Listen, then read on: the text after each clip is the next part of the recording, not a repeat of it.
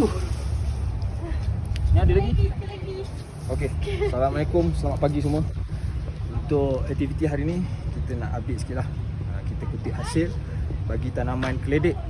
Keledek putih ni lah, kita panggil keledek ubi selembu. Ubi? Selembu. Ubi selembu, tunjuk sikit. Ubi selembu. Okey, ni bantu, ni pembantu kita lah. Jadi kita tengok rakan kita tengah mengutip hasil lah dekat sana. Okey, sekejap lagi saya tunjuk macam mana dia orang kutip dan berapa banyak yang kita dapat. Okey, terima kasih semua. Kita saksikan. Korek dulu. Kita punya ubi ya, fresh daripada ladang tanam tinggal. Ni tanam tinggal. Jadi tak ada unsur kimia, natural, fully natural. Jadi nak makan pun kalau nak gatah macam tu pun boleh. Maksudnya boleh tu tak beracun lah. Kita sambung. Mana?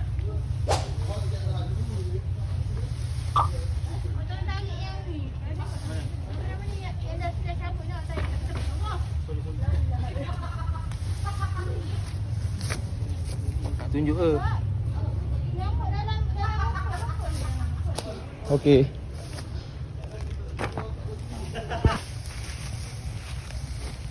Ni besar. Ya. Bawah tu jap. Kita nak tertarik macam tu jap. Dia tercabut lah.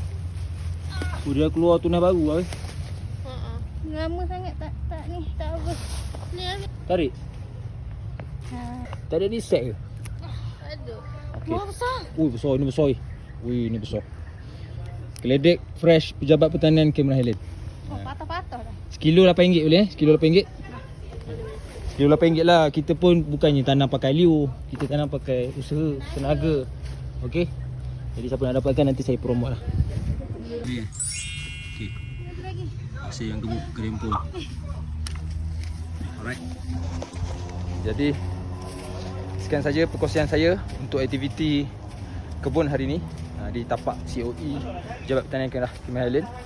Jadi sedikit demi sedikit saya akan update lah untuk konten yang seterusnya. Untuk hari ini tajuk kita keledek, harvesting keledek. Jadi apa yang kurang daripada saya minta maaf, dan apa yang baik itu datang daripada Allah. Apa yang boleh kita manfaatkan kepada rakan-rakan yang di luar sana, kita manfaatkan, insya-Allah semua. Salam Jumaat. Assalamualaikum.